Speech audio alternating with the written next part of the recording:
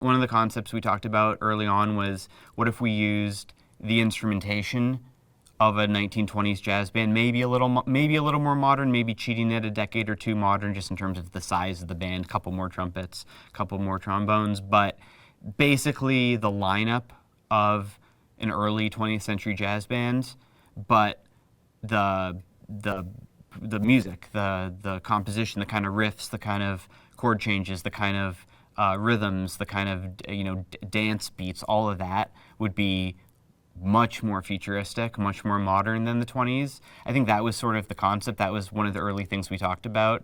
That was a way to thread the needle, to keep us, enough, be enough, to be believable enough in the 1920s, but still without being 20s music at all.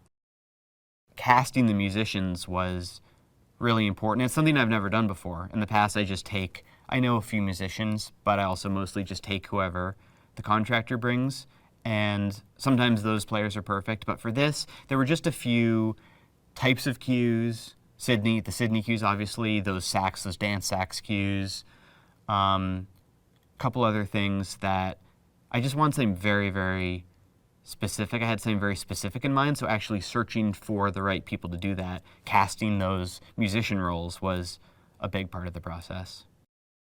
The sound of Sydney was really kind of cobbled together from three incredible trumpeters, and I think that's also what makes it interesting too, is that Sydney is so incredible. Sydney is such an incredible musician, and the breadth of music that he plays is so wide that it took three of the best trumpeters in the world to be able to pull it off. It took Sean Jones, Dante Winslow, and Ludovic Lewis all bringing their specialties to be able to just cover what Sidney Palmer plays in this movie.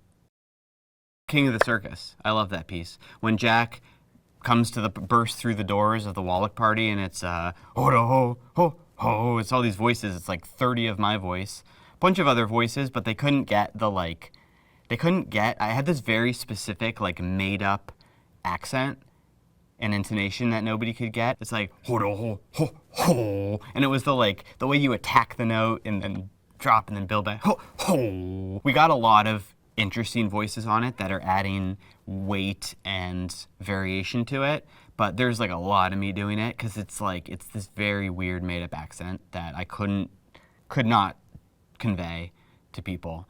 So anyway, King of the Circus, Jack bursts through the door. It's these weird indigenous sounding chants. It's very primal, very this guy he's king. He's the king of the circus. So bringing in a lot of these real, in some cases, or just made up but kind of campy sounds that are exotic.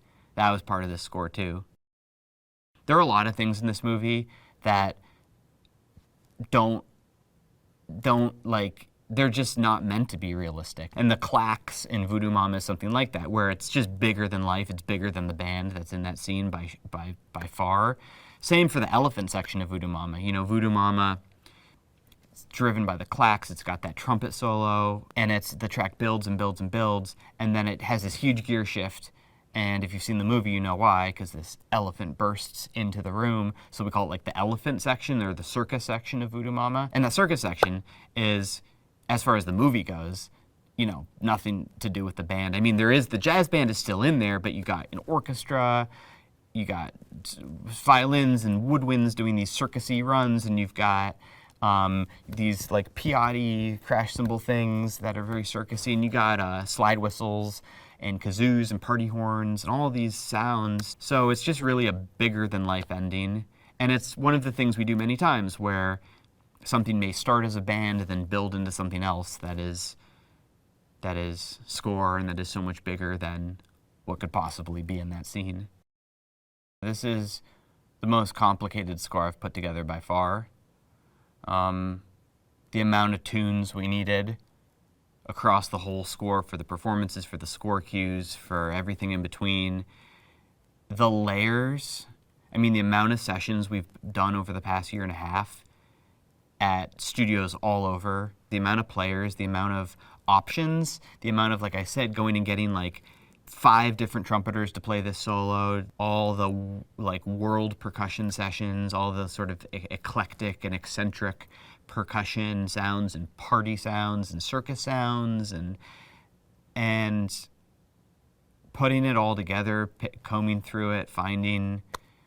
It's been a really exploratory process, and so you end up with huge hard drives, huge sessions, so many options.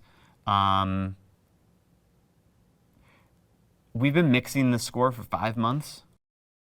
I think 1920s music it wasn't right for this movie. We wanted music that was more aggressive, that was more in your face, that was dancey and coked up and eccentric, and so I was listening to things like millennial dance anthems. I love those for this movie and for fun.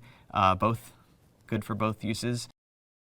I hope they remember the melodies. I hope they remember the tunes. I always love that.